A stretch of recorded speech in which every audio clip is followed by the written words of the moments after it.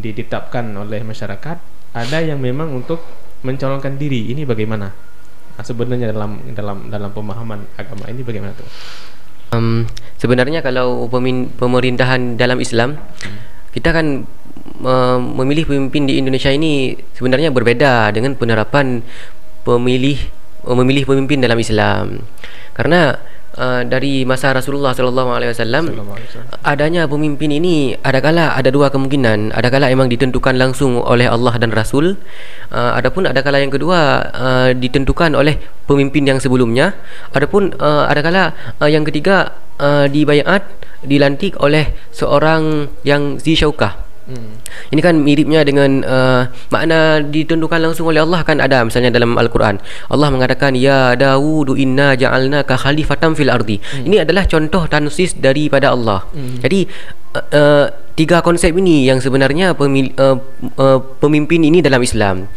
Kalau kita di Indonesia kan menerapkan sistem demokrasi yang rakyat langsung yang memilih, ya kan? Tapi kalau yang dalam Islam, tiga poin tadi, adakala yang pertama ditansis, makna ditansis ditentukan langsung oleh Allah dan Rasul, seperti tadi contohnya Allah mengatakan ya Daud inna ja'alnaka khalifatan fil ardi. Berarti itu Nabi Daud menjadi khalifah, menjadi pemimpin karena ditentukan langsung oleh Allah. Kemudian seandainya disebutkan di dalam kitab, seandainya tansis dari Allah dan Rasul ini tidak ada, maka yang dijadikan sebagai pemimpin adalah orang yang ditunjuk oleh pemimpin yang sebelumnya. Ini kan mirip dengan cerita Sayyidina Abu Bakar radhiyallahu an, manakala beliau menjabat khalifah yang pertama setelah Nabi. Beliau sebelum wafatnya, beliau sempat menyerahkan mandat kepemimpinan ke depannya kepada Umar bin Khattab. Ini contoh Umar bin Khattab seorang pemimpin yang ditunjuk oleh pemimpin yang sebelumnya. Ini juga menjadi pemimpin dalam Islam, konsep pemimpin dalam Islam.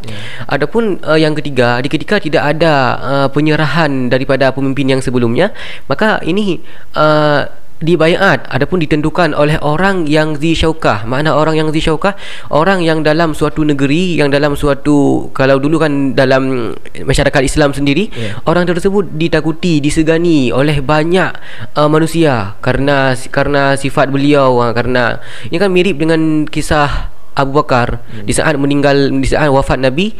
Kan di saat itu kan kaum muslimin mereka hampir kacau gara-gara mereka meributkan siapa yang pemimpin yang setelah ini, sehingga masing-masing daripada orang Muhajirin mereka mengklaim kami adalah sebagai pemimpin, kemudian orang Ansar mereka mengklaim dirinya sebagai pemimpin. Lalu di saat itu ada orang yang mengusulkan Sayyidina Umar yang menjadi pemimpin. Bagaimana perkataan Sayyidina Umar? Demi Allah, long, kalau istilahnya dalam bahasa Aceh, long lebih hebat mati kan, ketimbang long pimpin suatu kaum yang dalam kaumnya ada Abu Bakar.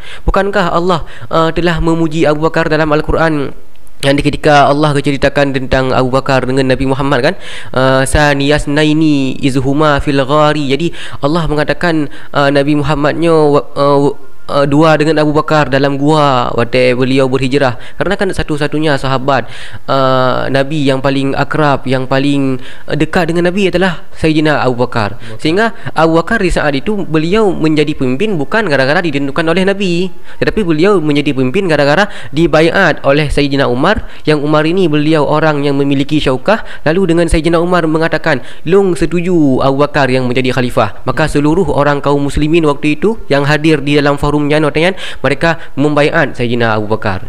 Dan itulah contoh yang dilantik oleh zi syaukah.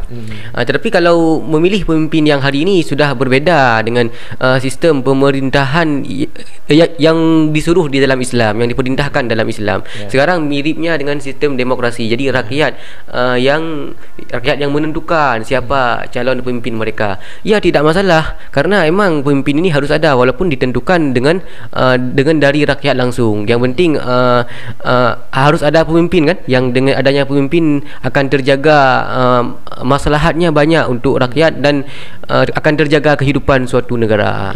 Baik ya saudaraku, di mana saudara berada di studio dalam menunjukkan jam 10:25 waktu Indonesia Barat.